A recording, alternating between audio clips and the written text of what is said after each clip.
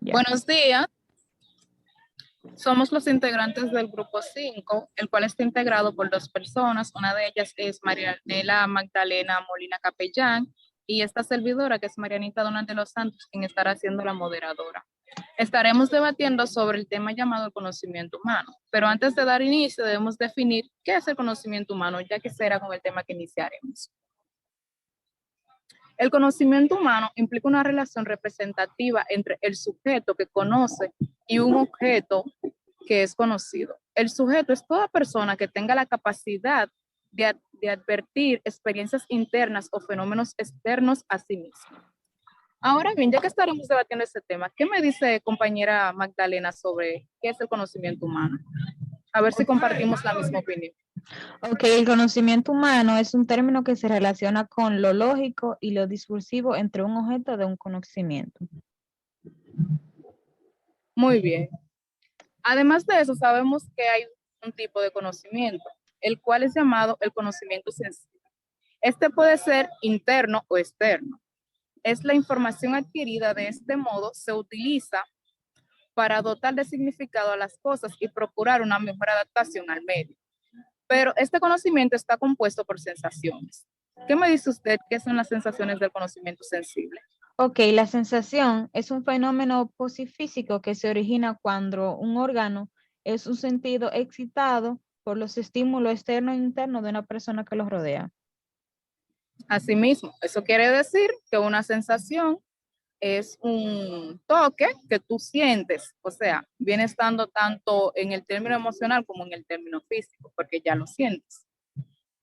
¿Compartimos la misma idea? Sí. Ok. ¿Cuáles son las principales características de dichas sensaciones? Entre ellas, se puede poner las que son cualitativas, que son selectivas. Entonces, defíname qué es cada una de ellas, por favor. Ok, las cualitativas son las que tienen sentido que se relaciona por uno mismo. De una forma que sea la naturaleza, las selectivas son los estímulos que nos rodean de un proceso, de un órgano sensorial. Esta puede sentir las sensaciones. Me parece muy bien su respuesta. Ahora, también dice que no son una copia exacta de los estímulos. ¿Qué quiere decir con eso? Esta dice que son representativas en el ambiente, que tiene una infusión en la sensación que los rodea con la cultura.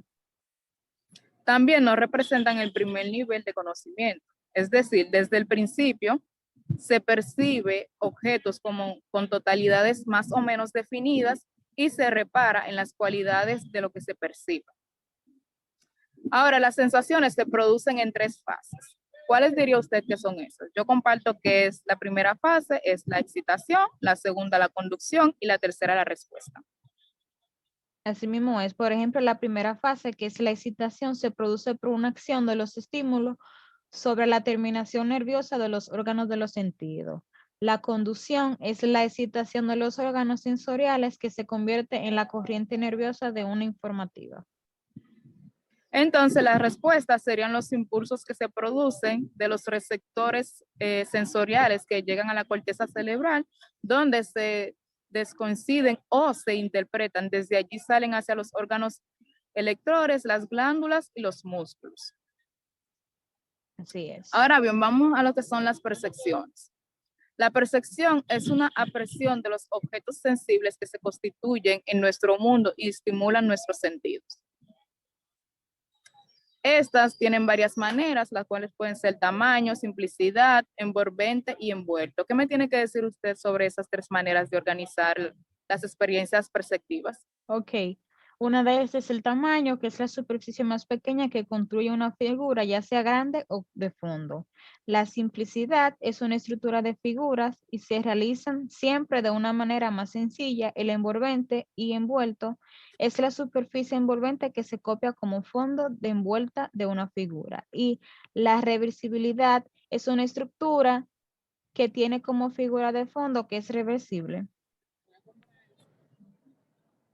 Ok, muy bien, compañera, comparto la misma respuesta. También tenemos que el conocimiento se puede dividir en racional o inteligible. ¿Qué quiere decir eso? Ok, se refiere que es tangible porque requiere un ciento grande para relacionar la conciencia, que esto se clasifica como la conciencia directa, que siempre es darse cuenta, y la conciencia reflejada es la capacidad para darse cuenta que no nos damos cuenta, que es una facultad que especifica del ser humano y su fundamento a la libertad.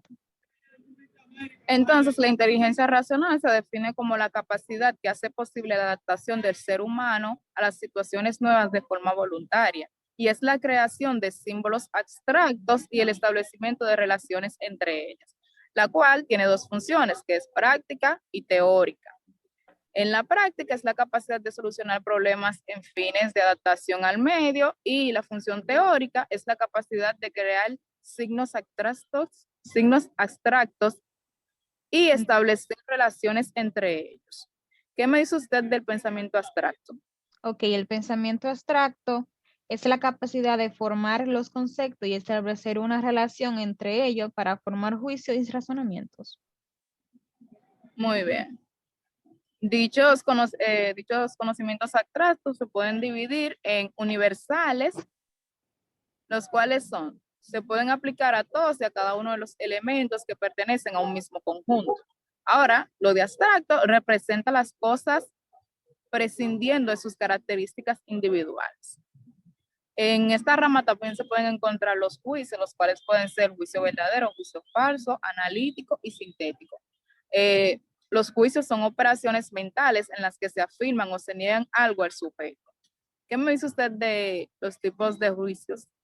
Ok, los juicios verdaderos es cuando el predicado inconviene al sujeto, los juicios falsos es cuando el predicado no le conviene al sujeto, los juicios analíticos, estas expresan contenidos que ya sean verdad o falsedad que se pueden determinar con una experiencia, y los juicios sintéticos, esta expresa los contenidos propios en el ámbito de la experiencia.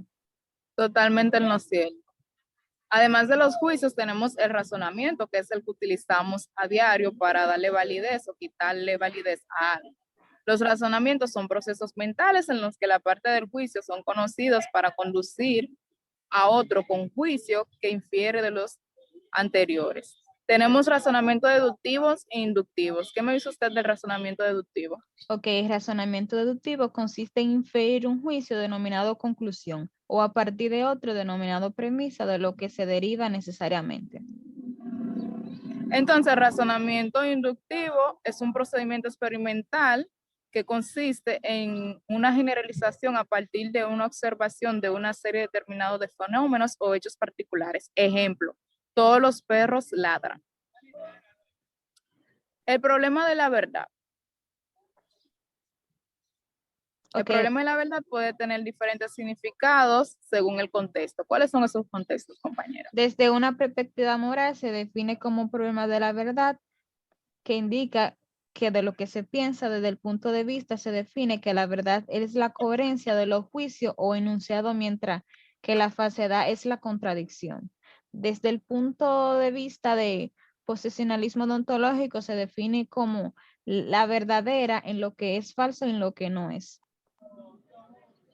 Y desde el punto de lógico de posicionamiento ontológico, la verdad es lo que es y lo falso es lo que no es.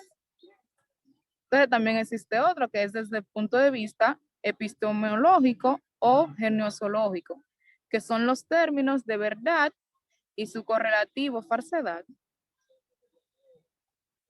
Ahora bien, el conocimiento también se encuentra interpretaciones fisiológicas de la verdad como adecuación.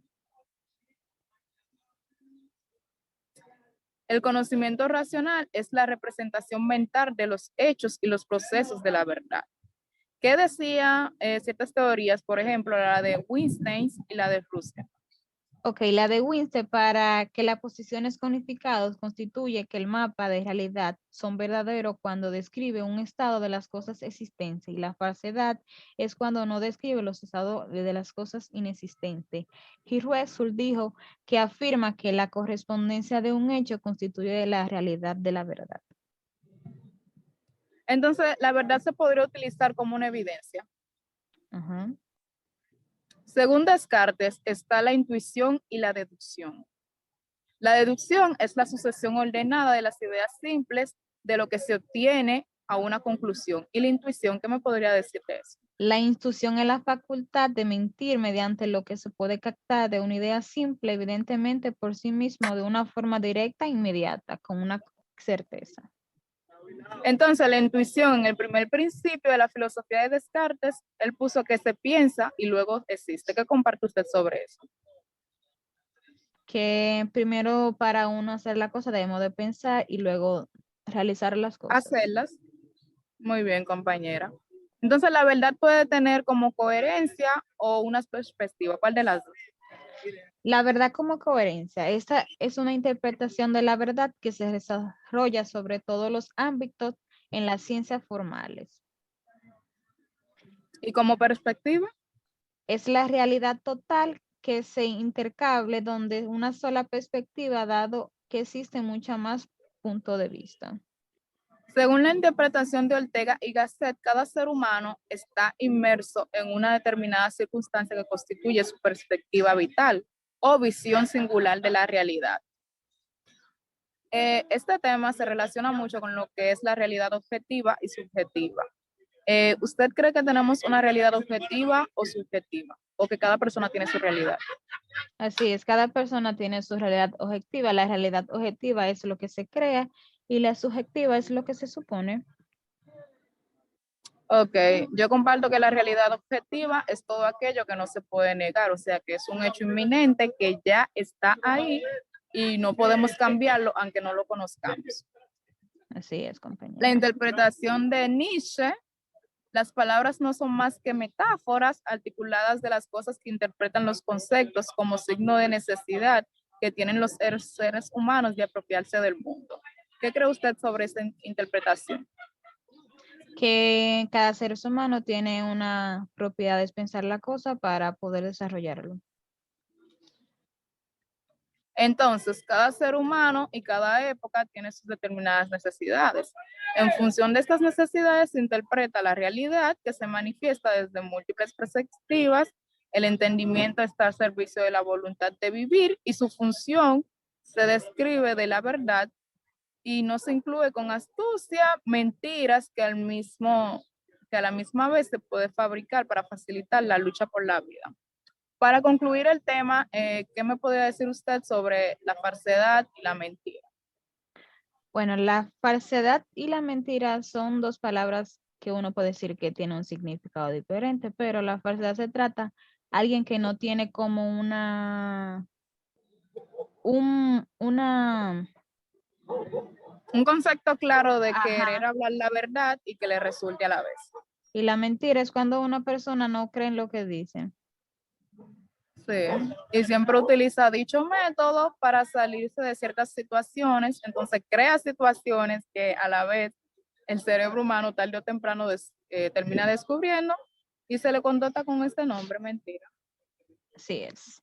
Bueno, hasta aquí el debate. Muchas gracias por la atención. Bye. Bye.